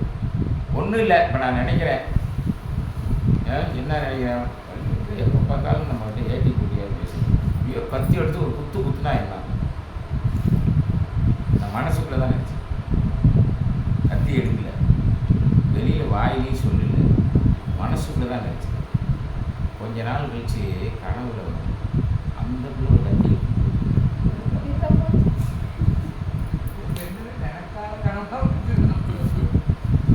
பேச்சுக்கு சொல்கிறேன். கத்தி எடுத்துன்னு வந்தா இல்லை கோடாரி எடுத்து அது அடுத்தது. ஒரு பேச்சுக்கு சொல்கிறேன், கத்தி எடுத்துட்டு வந்து என்னை குத்துது. நான் கனவு வந்து ஆஹான்னு எடுத்துருக்கேன். என்ன எப்படி நான் அன்றைக்கி நினச்சேங்க, அது வந்து இன்றைக்கி கனவாக எனக்கு கிடைக்காது. நினைச்சதே திருப்பி நமக்கு வரும்னா செய்ததெல்லாம். அதனால் பெருமான் என்ன பண்ணுறாரு, அங்கேருந்து வரும்போது பிறவியை கொடுக்குறாரு. நீ இந்த பாவத்தெல்லாம் கழிச்சுக்கிட்டு வான்னு பிறவியை கொடுக்குறாரு. நம்ம ஒரு இடத்துக்கு போகும்போது ஒருத்தர்கிட்ட பணம் வாங்கிட்டு போகிறோம். நம்ம கொடுத்து வச்ச பணத்தை வாங்கிட்டு போகிறோம். வாங்கிட்டு போய் என்ன பண்ணணும், இது வரைக்கும் நம்ம பண்ண பாவத்தெல்லாம் தொலைச்சிட்டு அங்கேருந்து சுத்தமானவனாக வரணும். உடம்புக்கு வந்து அழுக்கெல்லாம் கழுவிட்டு பரிபூர்ணமான ஆளாக நம்ம வரணும். இப்போ நமக்கு பெருமான்கிட்ட இருந்து எடுத்துகிட்டு வர்றோம். போன ஜென்மத்து பாவத்தெல்லாம் அவர் கொடுத்து அனுப்புகிறாரு, புண்ணியத்தையும் கொடுத்து அனுப்புகிறார். நேராக வர்றோம். வந்து சுத்தமாகி திரும்பி போகணும்னா எதெல்லாம் எடுத்துகிட்டு வந்தோமோ அது ஒன்று ஒன்றா கழிக்கணும். என்னென்ன பாவத்தை எடுத்துகிட்டு வந்தோமோ அதெல்லாம் ஒன்று ஒன்றா கழிக்கணும். நாம் அதை செய்யலை. புதுசாக பாவம் நிறைய செஞ்சோம். ஏற்கனவே செஞ்ச பாவத்தை தூக்கிட்டு வந்தோம், அது அப்படியே இருக்குது. புதுசாக பாவம் செஞ்சு ஏற்றுக்கிட்டோம். இப்போ எல்லாம் சேர்த்து சஞ்சித வினை குவியலாக நிறைய மூட்டைகள் நம்ம முதுகுலையே உட்காந்து. இப்போயாவது போய் கழிச்சிட்டு வாடா, போய் அதெல்லாம் நீக்கிட்டு வாடான்னு சொல்லி இறைவன் நமக்கு பிறவி கொடுத்து அனுப்புகிறார். மீண்டும் வந்து அதே வேலையை செய்யும். எதனால் செய்யணும்? நம்ம மனசு நல்ல பாதையில் போகும்போது தான் நன்மையை செய்கிறோம், தீய பாதையில் போகும்போதெல்லாம் தீமையை செய்கிறோம். அப்படி போக விடாமல் தடுக்கிறதுக்கு இப்படி ஒரு நல்ல கூட்டத்தை, சத் சங்கத்தை அனுப்புறது. சத் சங்கத்தில் இருக்கிறவங்களுக்கு தீய எண்ணம் 1 மணி நேரம் அது நினைக்க மாட்டோம்ல, இதே 4 மணி நேரம் நினைக்க மாட்டோம்ல. இப்போ திருவாசகம் படிக்க போறீங்களே, பொழுதுக்கும் யாரையாவது நினைக்கிறீங்க, பக்கத்து வீட்டுக்காரியை சண்டைக்கு வந்தாலே அப்படின்னு நினைப்போமா? முழுக்க கவனம்லாம் எங்கே இருக்கும்? திருவாசகத்தில் இருக்கும். அப்போ நம்ம எல்லாத்தையும் மறந்துட்டு இருக்கும்போது மனசை காலியாக்கிறோமா இல்லையா? அப்போ மனசை சுத்தமாகிறதுக்கு அது ஒரு வழி. அது மாதிரி இறைவன் என்ன பண்ணுறாரு, இந்த பாருப்பா நீ இதை படி, இது ஞானம், இந்த பாருப்பா இதை கேளு, இது ஞானம் அப்படிங்கிற மாதிரி அந்த ஞான விஷயங்கள் எங்கெல்லாம் நடக்குதோ அங்கெல்லாம் நம்மளை போகிற மாதிரி அனுப்பி நம்மளை புனிதனாக்க மாற்றுகிறார். அடுத்த ஜென்மம்னு இருக்குது. ஆனால் இதை விட இன்னும் உயர்ந்த நிலையில நாம் இருப்போம், இதை விட உயர்ந்த நிலைக்கு நாம் போவோம் அப்படிங்கிற நிலையில். ஏன்னா இதெல்லாம் பண்ணுறது, நல்ல காரியங்கள்லாம் பண்ணுறது பாருங்க. ஞானசேகர் ஓடி இதெல்லாம் பார்க்குறாரு அப்படின்னா என்ன அர்த்தம்? நல்ல செயல் செய்யறதுக்கு அவருக்கு காலம் வந்து. அப்போ அந்த பிறவி வினை இருக்குல்ல, சஞ்சீதம் பிராரத்ததெல்லாம் காலி பண்ணிட்டார். ஆகாமியத்தை பற்றி இனிமேல் கவலைப்பட வேண்டியது. பெருமானுக்கு தொண்டு செய்கிற போது அதுலேயே மனசு இருக்குதுன்னா நமக்கு சஞ்சீத வினை வந்து தாக்காது. அப்போ அந்த வினை தாக்காமல் இருக்கணும்னா என்ன பண்ணுறாரு அவரு? நம்மளை முறைப்படுத்தி நீ இங்கே போ, நீ அங்கே போ அப்படின்னு பண்ணுறாரு. நம்ம உடம்புக்கு ஆரோக்கியத்தை அவர் கொடுக்குறாரு, எல்லாம் செய்கிறார். அந்த முறைப்படுத்துறவருக்கு யார் பேர் என்ன? அவருக்கு தான் பேர் ராஜா.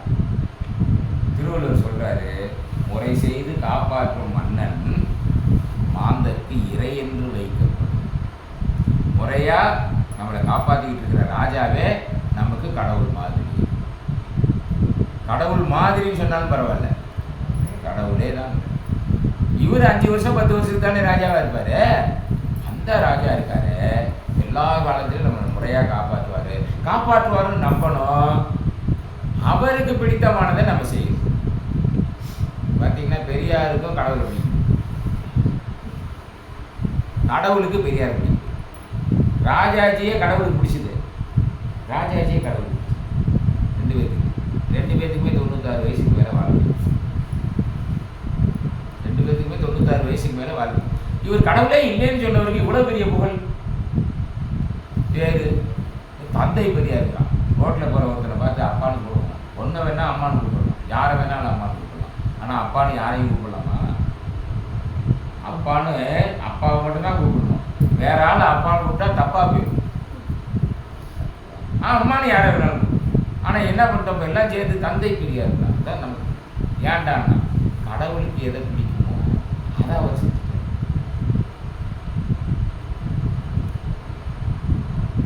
கேட்குறாரு. ஒரு நிருபர் கேட்குறாரு, இப்படியெல்லாம் சொல்கிறீங்களே, இப்படியெல்லாம் பண்ணுறீங்களே, தப்பு இல்லையான்னு கேட்குறாரு. அவர் சொல்கிறார், வள்ளலாரும் அருட்பிரகாச வள்ளலாரும் அப்போ என்ன சொன்னாங்களோ அதை நீங்கள் கடைபிடிங்க, நான் என்னுடைய போராட்டம் எல்லாத்தையும் விட்டுறேங்க.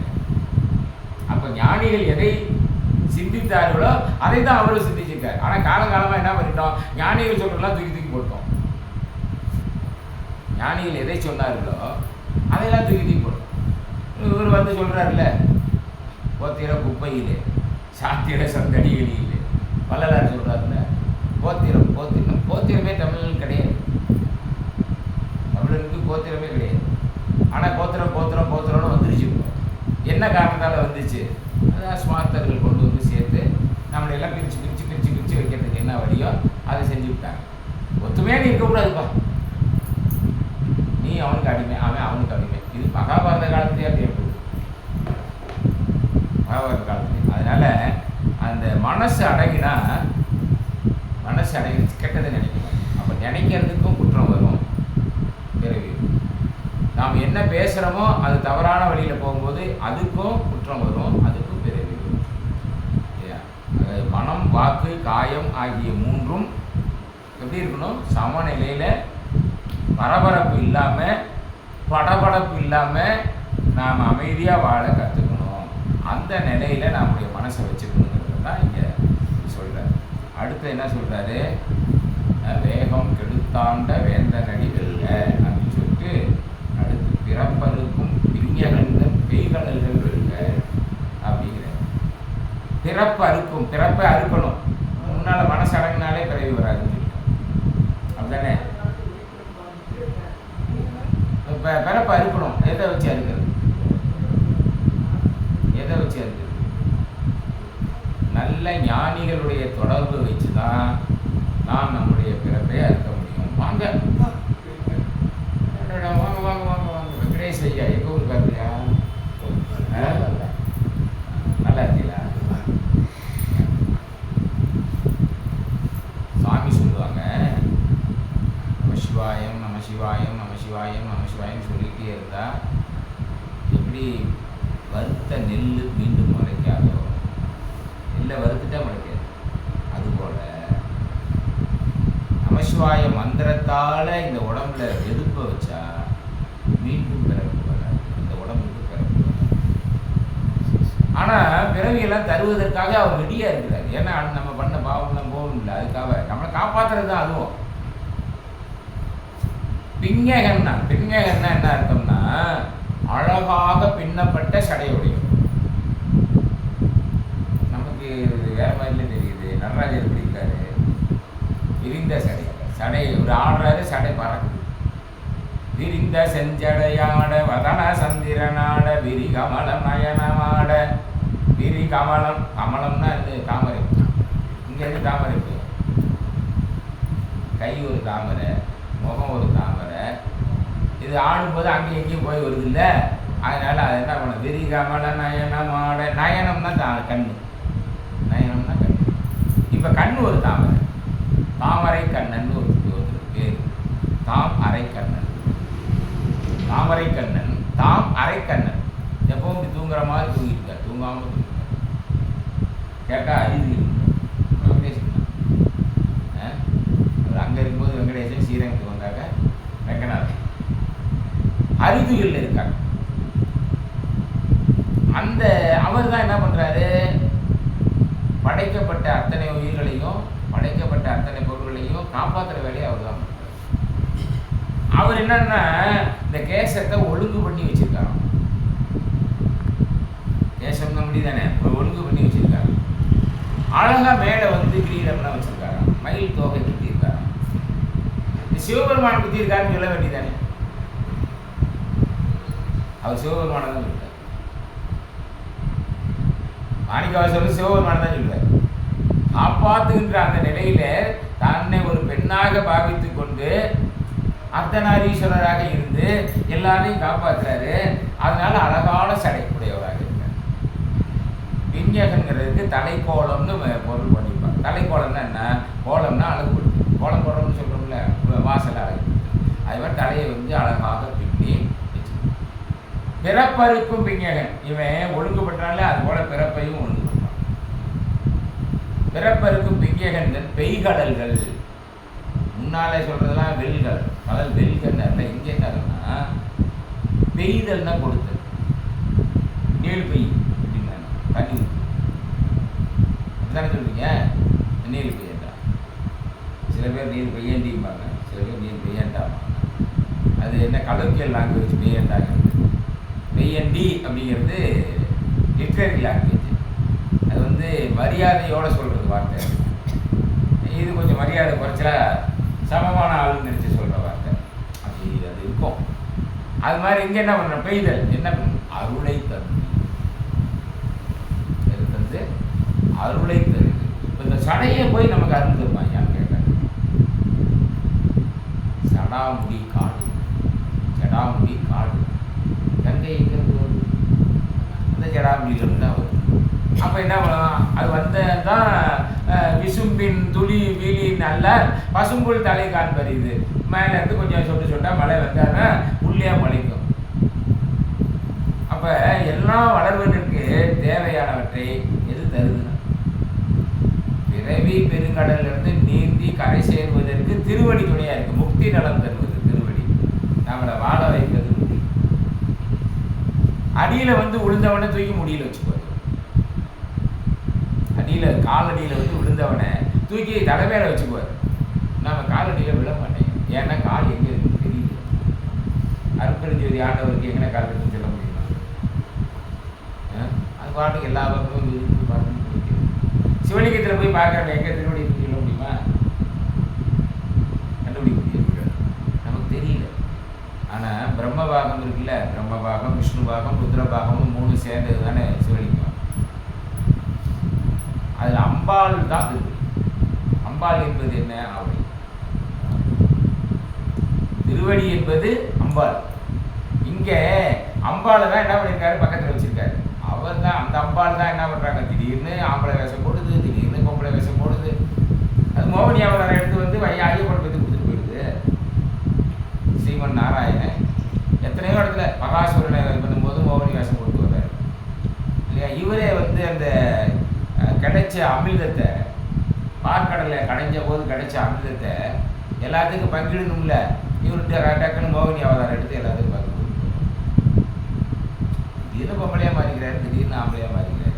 அதனால என்ன பண்ணுறாங்க, அழகான பின்னப்பட்ட சடைன்னு சொன்ன உடனே அவங்க நமக்கு யார் ஞாபகம் வருவாரு, அம்பாள் தான். திருமால் வேற, அம்பாள் வேற இல்லை. அரியலால் தேவி இல்லை ஐயன் ஐயாரனாக்கு. சிவபெருமானுக்கு நல்ல மனைவி யாருன்னா திருமால் தான்.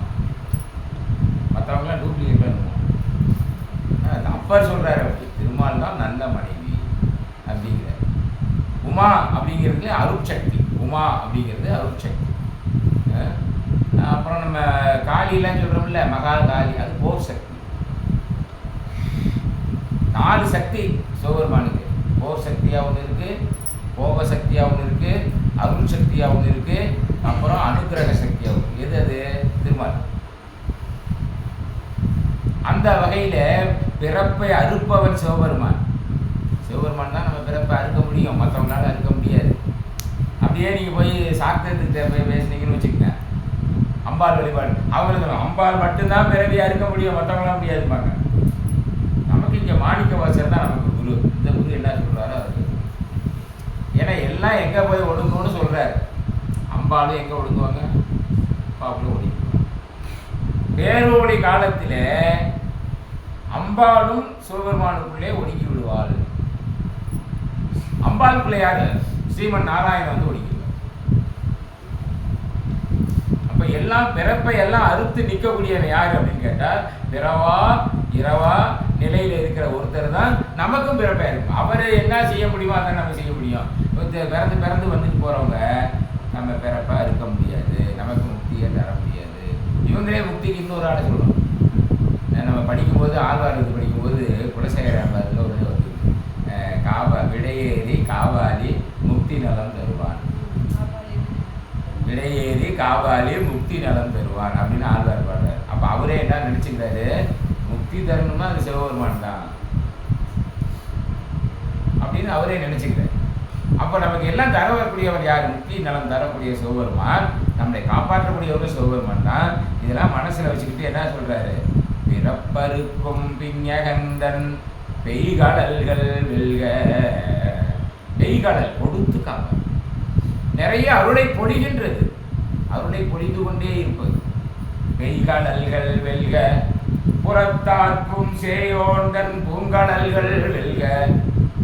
சமயத்துக்கு அப்பால இருக்கு. நாமெல்லாம் சைவத்துக்குள்ள வந்துட்டோம், கட்சியில் சேர்ந்துட்டோம். இன்னும் நிறைய கட்சியில் ஆள் சேர்க்கணும்னா முடியல. ரொம்ப நாள் கழிச்சு இன்னைக்கு தான் வெங்கடேஷ் ஐயாவே பார்க்குறேன்.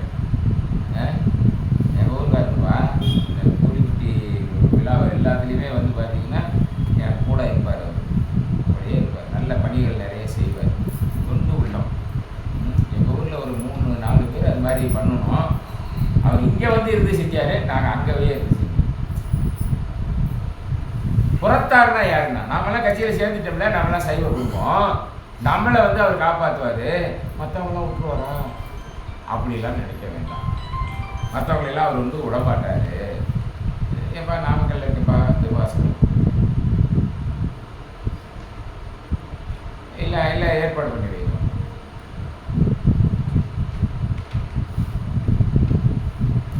சைவத்தை வந்து நம்ம நல்லா புரிஞ்சுக்கணும்னா, நம்ம இந்து மதம்னு சொல்கிறோம்ல, இந்து மதத்தை நல்லா புரிஞ்சுக்கணும்னா சைவம் வைணவம்னு 2 பெரிய பிரிவு இல்லையா. அப்புறம் சாக்தம், அப்புறம் கௌமாரம், காணாபத்தியம், சௌரம், 6 பெரிய பிரிவுகள் உள்ளது. இந்து மதத்துக்கு 6 பிரிவுகள். இது இல்லாமல் இப்போ சன்மார்க்கம், இதுவும் இந்து மதம் தான். ஆனால் இந்து மதம்னு சொன்னால் எல்லாராலும் ஏற்றுக்க முடியாது. இந்து அப்படிங்கிற வார்த்தை எங்கே, யாரோ வெளிநாட்டுக்காரன் இங்கே வர்ற போது சிந்து நதியை கடந்து வரணும், அதனால அது இந்து நதிக்கு அந்த பக்கம் இருக்கலாம், இந்து போல் கங்கை நதி கரையில் இருக்கலாம் ஆரிய வர்த்தம் அப்படின்னு பேர்லாம் வரும். அது கங்கை சமவெளியில் இருக்கிறவங்களுக்குலாம் அந்த பேர் கொடுத்தான். அது மாதிரி அவங்கவுங்க வெளியிலேருந்து வந்தவங்க கொடுக்குற பேர். காலங்காலமாக தனித்தனியாக தான் இருக்கிறோம். நம்ம சைவர்கள் இவங்க தனியாக தான் இருக்காங்க, அவங்க தனியாக தான் இருக்காங்க. இந்த சண்டையெல்லாம் போட்டு கிடக்குது, ஒருத்தர் அடித்து சாகுறாங்க. அதுலேருந்து ஒருநிலைப்படுத்தணும், எல்லாத்தையும் ஒழுங்குபடுத்தணும், எல்லாம் ஒன்று தாண்டான்னு கொண்டு வரணுங்கிறதுக்காக முத பாடுபட்டவர் ஆதிசங்கரர். ஆதிசங்கரர் பாடுபட்டு எல்லாத்தையும் ஒருங்கிணைச்சார். ஆனாலும் அவரால் முடியல. ஏன்னா அதுக்குள்ளே சடங்குகள் நிறைய புகுந்துருச்சு. அதனால் இது ஒத்து வராது, அந்த சடங்கு என்னை ஏற்றுக்க முடியாது, இந்த சடங்கு அவன் ஏற்றுக்க முடியாதுங்கிற மாதிரி அப்படி போயிடுச்சு. அந்த மாதிரி சண்டை வந்ததெல்லாம் குறைக்கணுங்கிறதுக்கு தான் ஒவ்வொருத்தரும் பின்னால் வர்ற ஞானிகள்லாம் சைவ வைணவ சண்டையை குறைக்கிறதுக்கு உண்டான நடவடிக்கை தான் பாடல்கள் எழுதினாங்க. நீங்கள் அருணகிரிநாதர் பாடல்லாம் படிச்சிங்கன்னா எந்தை வருக, அது ராம வருக, எண்கண் வருக, உங்க வருகனே ராமாங்கிறது பல இடத்துல மாலோன் மருகனே, வன்றாடி வைத்தனை, ஆனவருக்கு மேலான தேவனே. எது இவர் முருகனை தானே பாட வந்தார், முருகனை சொல்லிட்டு போக வேண்டியதானே. ஆனால் என்ன சொல்கிறாரு, இந்த பக்கம் சைவத்தையும் வைணவத்தையும் ஒருங்கிணைச்சு நாங்கள் கௌமாரத்தை நடத்திட்டு இருக்கோம்டான்னு சொல்லுவோம்.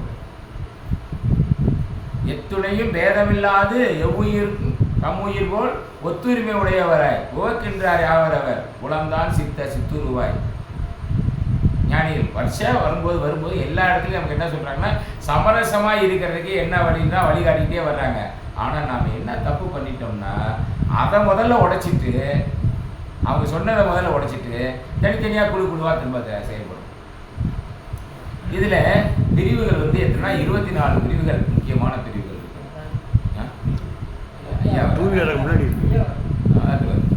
24 பிரிவுகள் இதில் இருக்கு. சைவத்தில் நம்ம சித்தாந்த சைவ சாஸ்திரம் சொல்கிறது 24 பிரிவுகள். சித்தாந்த சைவம்னு சொல்கிறது சைவத்துக்குள்ள 6 பிரிவு. சைவம் தாண்டி சைவத்தையும் ஒத்துக்கிட்டு வர்றதுல 6 பிரிவு. அகச்சமயம், அகப்புறச்சமயம், 6 12. புறச்சமயம்னா சுத்தமாக சைவத்தை ஏற்றுக்காதவங்க, அவங்கள 6 பிரிவு. அதையும் ஏற்றுக்க மாட்டேன், இந்த 3 பேர்த்துமே ஏற்றுக்க மாட்டேன், கடவுளே கிடையாதுன்னு சொல்கிற மாதிரி புறச்சமயங்கள், அதில் 6 பிரிவு. மொத்தம் 24 பிரிவு இது நம்ம சைவத்தில் இருக்குது. இந்த 24 பிரிவில் கடைசி பிரிவு எது தெரியுமா? கடவுள் இல்லை அப்படின்னு சொல்லியிருக்கான். அதுக்கு என்ன பேர் வச்சிருக்காங்க? நிரீச்சனவாதம். நிரீஸ்வரவாதம். நிரீஸ்வரன் என்ன? கடவுள் இல்லை, இல்லவே இல்லை. கடவுள் இல்லைன்னு சொல்றவனையும் எங்கே கொண்டு வச்சுருப்போம்? நம்ம சைவத்துக்குள்ள வச்சு பழகிக்கணும்.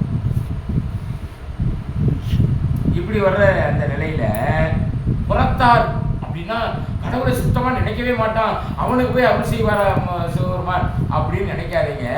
அவருக்குள்ளும் இருந்து அவருக்கு தேவையான அருளாற்றலை தந்து கொண்டு தான் இருக்கிறார். இல்லைன்னா அவங்க செயல்பட முடியுமா? அவர் இந்த மூச்சு ஓடிக்கிட்டு இருக்கிறத நிறுத்தணும்னு நினச்சிட்டாருன்னு வச்சுங்க. நீங்கள் என்னதான் கொண்டு போய் டாக்டர்கிட்ட கொடுத்து பல லட்சங்களை கொடுத்து பம்ப் பண்ணி விட்டாலும் நம்ம உடம்புல உஷ்ணம் இருக்கே, உஷ்ணம் யார் டாக்டர் என்ன ஊசி போட்டு ஏற்றி விட்டார்? உஷ்ணத்தை 98.4 டிகிரி ஃபாரன்ஹீட் வெப்பநிலை இருந்துகிட்டே இருக்கிற வரைக்கும் நம்ம நடமாடிக்கிட்டே இருப்போம். அதில் குறைஞ்சி போச்சுன்னா என்ன ஆகிடுவோம்? அவ்வளோதான். ஆக காற்று, நெருப்பு, நீர், இந்த 3 சேர்ந்து தான் நம்ம உடம்பை இயக்கிக்கிட்டு இருக்குது. அந்த 3க்குள்ளே தான் எல்லாமே இருக்குங்கிறப்போ அதை எல்லாம் இந்த கடவுளை வழிபாடு பண்ணுறவனுக்காக கொஞ்சம் அதிகமாக கொடுத்தேன் சார், இது சுத்தமாக நினைக்கவே மாட்டேங்கிறான், அதனால் அவனை விட்டுட்டேங்கிற மாதிரிலாம் கிடையாது. அவனுக்கும் எல்லாம் இன்னும் சொல்ல போனால் அவன் நம்மளை விட நல்லா இருக்கான், நம்மளை விட நல்லா இருக்கான். நீ பஸ்ஸில் டிக்கெட் எடுப்பாங்க, அடுத்து கூட வர்றவனுக்கு நம்ம கடவுளை பற்றி பேசுகிறவன் இறுக்கி பிடித்தான். தொண்டு செய்யறதுக்குன்னு ஒரு எண்ணம் இருக்குது பாருங்க. அடுத்தவர்களுக்கு உதவி வாழ்ந்தாதான் நம்ம இறைவனை அடைய முடியும். அவங்க மட்டும்தான் அப்படி செய்வாங்க. பல பேர் இப்போ நான் கைட்டிலேருந்து காசு போயிடக்கூடாதுங்கிறதுல ரொம்ப கண்ணு கருத்துமாக இருப்பான். அவங்க அதே மாதிரி இருக்கலாம்ல. ஆனால் அவன் பார்த்தீங்கன்னா அவன் நம்ம உதவியெல்லாம் செய்யலாம். ஆக இவங்களும் நல்லவங்க தான், அவங்களும் நல்லவங்க தான். எங்கே முரண்படுறாங்கன்னா நாம் கடவுளை அறிந்து கொண்டோம், உணர்ந்து கொண்டோம், அதனால் இந்த பாதையில் பயணிக்கணும். அவங்க அதை அறியலை, அதனால் அவங்க வேறு பாதையில் போகிறாங்க. இப்போ நம்மளும் ருத்ராட்சம் போட்டுக்கிட்டுலாம் மாமிசை சாப்பிட்றாலும் இருக்குல்ல. வெளியில் பார்த்தா நல்லா பட்டை அடிச்சுட்டு பாருங்க, ருத்ராட்சம் போட்டுப்பாரு. எங்கள் ஸ்கூல்லேயே ஒருத்தர் இருக்காரு இருந்தாரு. அது இப்போ குறிப்பாக கடையடியாப்பில் மகன் குறிப்பாக கொஞ்சம் வாங்கி கொடுத்து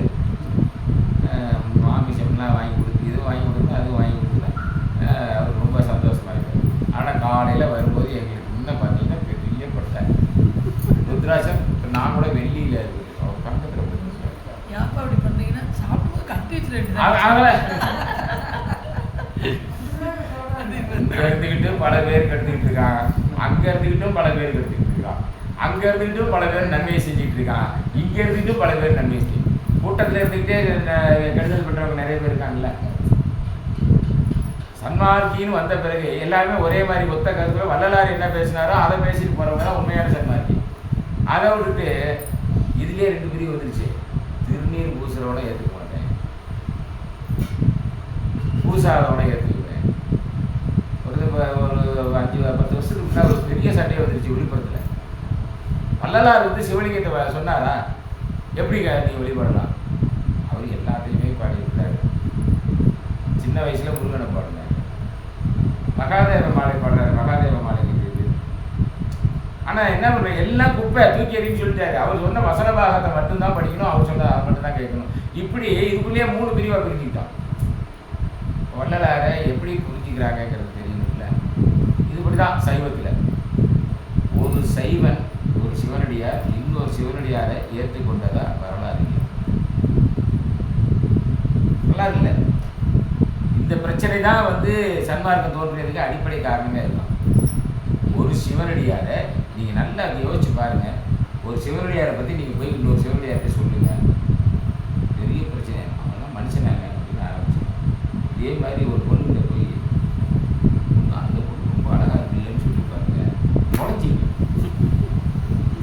இந்த பொண்ணு அழகா அப்படியே ஆரம்பிச்சாங்கன்னா சில பேர் நேரடியாக கேட்டுவிடுவாங்க, சில பேர் நேரடியாக கேட்காம சுற்றி வளைச்சி 1008 எப்படி தான் அவங்களுக்கு அந்த நேரம் வரும்போது தெரியாது.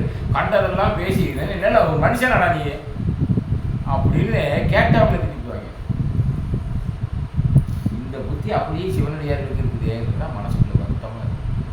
ஏற்றுக்க மாட்டேங்கிறேன். ஒருத்தர் நான் பார்க்குறேன் எல்லா பூஜைக்கு வந்துட்டு ஒவ்வொருத்தரும் ஒவ்வொரு கருத்தோடு இருக்கிறான். முதல் வேலையாக என்னை திட்டுறது, சாமி இவர் வந்து ஓதுறது மட்டுமே போதுன்னு நினைக்கிறாரு, அந்த ஓதுறதை விட்டு இவர் வந்து பூஜையும் செய்யணும்னு சொல்லுங்க சாமி. விண்ணப்பமே வைக்கிறாங்க. இப்போ நம்ம இது படிக்கலையா அல்லது பூஜை பண்ணலையா அப்படின்னு பெரிய இது வந்து. ஆனால் அவங்க செய்கிறது மட்டும்தான் நல்ல செயல், இதெல்லாம் சரியில்லை. நான் செய்கிற எல்லாத்தையும் ஏற்றுக்கிட்டு என் பின்னால் வர்றதா இருக்கணுமே தவிர நான் இன்னொருத்தன் பின்னால் போக மாட்டேன். என்னமோ நாமக்கல்ல தான் அப்படி இருக்குன்னு நினச்சிக்கிட்டு போனா எல்லா ஊர்லேயும் இருக்காங்க, எல்லா ஊர்லேயும் இருக்காங்க. ஒரு ராஜுன்னு ஒருத்தர் இருக்காரு, அருமையாக மதிப்பார் சிவனடியார்கள். வாங்கய்யா வாங்க, சிவனடியார்கள் அருமையாக மதிப்பார். அவர் கையில் ஒன்றுமே கிடையாதுங்க, கூலி வேலைக்கு போவார். அதுலேருந்து அவர் சாப்பாட்டுக்கு வச்சுக்குவார். 2 மணிக்கு மேலே என்ன வேலை என்ன சம்பளம் கொடுத்தாலும் வேணான்னு. நீ எவ்வளோ சம்பளம் வந்து ஓட்டி பார்க்குற டைமில் ஓட்டி டைம்லாம் கிடையாது, வந்துடுவார். கோயிலில் வந்து கடம்பர் கோயிலை சுத்தப்படுத்திட்டு அங்கங்கே இருக்கிற குப்பையெல்லாம் பொறுக்கி போட்டுட்டு தண்ணி விட்டு கழுவிட்டு அதே வேலையாக 8 மணி வரைக்கும் அங்கேயே இருப்பார். அதுக்கப்புறம் வீட்டுக்கு கிளம்பி போய் நல்லா ஓய்வு எடுத்துட்டு காலையில் வந்து சாமிகிட்ட ஒரு கும்பிடு போட்டு வேலைக்கு போயிடுவார். மண்வீட்டு வேலை தான் செய்கிறாரு. மண்வீட்டு எடுத்து போய் வைக்கிறார். கிடைக்குதுல கூலி, அதை எடுத்துகிட்டு வருவார். அவர் சாப்பாட்டு கட்டி வச்சுக்குவார். இப்போ நாங்கள் போயிட்டேன்னு வச்சுக்கோங்க, பெருசாக அவர் கையில் பெருசாக ஒன்றும் கிடையாது. அதான் ஓவர் டைமே பார்க்க மாட்டேங்கிறேன். போயிட்டா என்னை பார்த்தாச்சுன்னா ஒரு திருநீர் போட்டுருவோம், அதில் ஒரு 100 ரூபா பணம், கொஞ்சம் பழம், ஏதோ ஒரு பழம் கிடைச்சது எடுத்து வச்சு கையில் கொடுத்துட்டு விழுந்துக்கிட்டு, பெருமானே எங்கள் இல்லத்துக்கு வந்தீங்க ரொம்ப சந்தோஷம். பாருங்கள், அவர் வசதியே இல்லை, நல்லா செய்கிறார். ஆனால் அவர்கிட்ட ஒரு கொள்கை இருக்குது. என்ன கொள்கைன்னா, வெளியிலலாம் எங்கே போவாங்க, ஆண்டவனுக்கு தொண்டு செய்வேன், ஆண்டவனுக்கு தொண்டு செய்வேன். நான் என்னுடைய வயிற்று பொழுப்புக்காக கொஞ்சம் நேரம் கூலி வேலைக்கு போகிறேன். மீதி நேரம் எல்லாம் கோவிலில் இருந்து ஆண்டவனுக்கு தொண்டு செய்கிறது, உழவார பணி செய்கிறது. இதுதான் என்னுடைய நோக்கமாக இருக்குது. இது நான் இந்த நேரத்தில் நான் வேறு எந்த இதையும் சிந்திக்கவே மாட்டேங்கிறேன். நல்லா இருக்காருங்க, நோய் நொடி இல்லாமல் ஆரோக்கியமாக இருக்கார். அவருக்கு ஏதோ ஒரு வகையில் ஏதோ ஒரு வேலை கிடைச்சிக்கிட்டே இருக்குது. வாழ்க்கையை நல்ல தரமான வாழ்க்கை. நான் எதுக்கு சொல்கிறேன்னா, ஆண்டவனுக்கு தொண்டு செய்கிறவங்களுக்கும் ஆண்டவன் கொடுக்குறாரு. தொண்டே செய்யலைனாலும் போன ஜென்மம் அதுக்கு முந்தைய ஜென்மத்தில் ஏதாவது ஒரு புண்ணியம் செஞ்சிருப்பாங்கல்ல, அதை அந்த புண்ணியத்துக்கு ஏற்ற பலனை கொடுக்கணும்ல, அதனால கொடுத்துக்கிட்டு தான் இருப்பார். கெட்டவனெல்லாம் வாழ வைக்கிறாரியா, நம்மளை இப்படி கெடுக்கிறாரியா அப்படின்னு நம்ம அலட்டிக்கிறதுனால ஒரு புண்ணியம் அவனுக்கு உண்டான போன ஜென்மத்தில் அவன் நல்லது செஞ்சுருக்கான், நல்லது அனுபவிக்கிறான். நாம் போன ஜென்மத்தில் யார் பேச்சை கேட்டோ தப்பு தப்பாக பண்ணியிருக்கோம், அதனால நமக்கு இருக்குது. அதனால அடுத்த ஜென்மமாவது நமக்கு இன்னும் நிச்சயமாக ஜென்மம் உண்டு. எத்தனையெல்லாம் நினச்சிருக்கிறோம், அதனால ஜென்மம் உண்டு. சொல்லுவாங்க எல்லாருமே திருவாசகம் படிக்கிறவங்களுக்கு கருவாசம் கிடையாதுன்னு. ஆனால் கருவாசம் இல்லாமல் போயிடுமா அப்படின்னா அது நம்ம கையில் இல்லை. ஏன்னா கடவுளை நேராக பார்த்து பேசுகிறாங்க காரைக்கால். கடவுளை நேராக பார்த்து என்ன சொல்கிறாங்க, அம்மான்னு அவர் கூப்பிட்றாரு, அப்பான்னு இப்படி பேசிக்கிறாங்க. வரும் இவள், இது யாரோ ஒரு பேய் மாதிரி ஒரு பொண்ணு வருது, யாருன்னு அம்மா கேட்குறாங்க. வரும் இவள் நமை பேணும் அம்மைக்கான்னு சிவபெருமான் சொல்கிறார். நமக்கெல்லாம் அம்மா, அவங்களுக்கு ஒரு சந்தோஷம். யாருக்கு? உமாதேவிக்கு ஒரு சந்தோஷம். ஆகா நமக்கு ஒரு மாமியார் சட்டை போடுறதுக்கு ஒரு ஆள் வேணும்னு கிடச்சிட்டாங்க அப்படின்னு அந்த அம்மாவுக்கு ஒரு சந்தோஷம். அப்படி பேசிகிட்டு இருக்கிறவங்க திடீர்னு அம்மா என்னம்மா வேணும்னு கேட்குறாரு. அம்மா உனக்கு என்ன வேணும்னு சிவபெருமான் கேட்குறாரு. ஏப்பா எங்கள் வீட்டுக்காரன் என்னை விட்டுட்டு போய் வேறு கல்யாணம் பண்ணிக்கிட்டான்ப்பா, அவனுக்கு கொஞ்சம் திருத்தி கொஞ்சம் அனுப்பி விடுப்பான்னு சொல்லுவான். எப்பா நான் இவ்வளோ கோடிக்கணக்கான சொத்துக்கு அதிபதியாக எங்கள் அப்பா என்னை வளர்த்தாரு, அவ்வளோ சொத்து எனக்கு தான், ஆனால் அந்த சொத்தெல்லாம் போச்சுப்பா, அதெல்லாம் திருப்பி கொடுப்பான்னு கேட்பான். இல்லை ஊரில் எல்லாம் ரொம்ப பேர் ஏகப்பட்ட தப்பு தட்டா பண்ணிட்டு இருக்காங்க, எல்லாத்தையும் அதெல்லாம் கேட்கல அந்த அம்மா. என்ன எப்பா எனக்கு ஒன்றும் பெருசாக வேண்டாம், இரவா அப்படின்னு நான் பிறக்கக்கூடாது அப்படின்ச்சு. விட்டுணும்ல அதோட நான் பிறப்பு உண்டு இல்லைன்னு என்னால் எப்படி தீர்மானிக்க முடியும்? நீ தீர்மானிக்கலாம், என்னை படைச்ச கடவுள் நீ தீர்மானிக்கலாம். ஆனால் பிறப்பு உண்டு இல்லைன்னு என்னால் தீர்மானிக்க முடியாதுல்ல. ஒரு வேளை பிறப்பு இருக்குமா? இருந்தா ஏதோ ஒரு காரணத்தால் இருந்தா உன்னை மறவாமே பிறவாமே வேண்டும், மீண்டும் பிறப்பு உண்டேல் உன்னை மறவாமே வேண்டும். அடுத்தது என்ன சொல்றாங்க? மறவா நீ ஆடும் கடற்கீழ் இருக்கு. நீ ஆடிட்டு இருக்கிறப்போ உன் திருவடிக்கு கீழே உட்காந்து உன்னுடைய பெருமையை நான் பாடிக்கிட்டு இருக்கணுப்பா, அந்த வரம் கொடுப்பா போதும். அந்த அம்மாவுக்கு ஞானம் இல்லையா? ஞானம் இருக்குல்ல. அப்ப என்ன நினைச்சு கேட்கிறாங்க? பிறப்பு என்பதை நாம் தீர்மானிப்பதில்லை, நம்முடைய வினைகள் தான் தீர்மானிக்கிறது. இந்த வினைகள் சேர்க்க சேர்க்க இறைவன் என்ன பண்றான்? போய் கழிச்சிட்டு வாடான்னு கேட்கிறான். செய்வானும் அவனே, செய்விப்பானும் அவனே. வினைகளை நமக்கு ஊட்டுவிக்கிறது அவன் தான். அதனால பிறப்பு அறுக்கும் பின்னியகன் தன் பெய்கடல்கள் வெல்க சொல்லிட்டு என்ன சொல்றார்? புறத்தார்க்கும் சேயோர். புறத்தார்க்கும் அவன் அருள் செய்யறான். அதனால என்ன பண்றார்? புறத்தார்க்கும் நல்லவங்களுக்கு நம்ம கட்சிக்காரங்களுக்கு நிறைய கொடுக்குறாருன்னு சொல்றதை விட்டு அடுத்தது என்ன சொன்னாரு? அவங்களுக்கும் அப்படின்னா என்ன இருக்கும்? அவங்களுக்கும்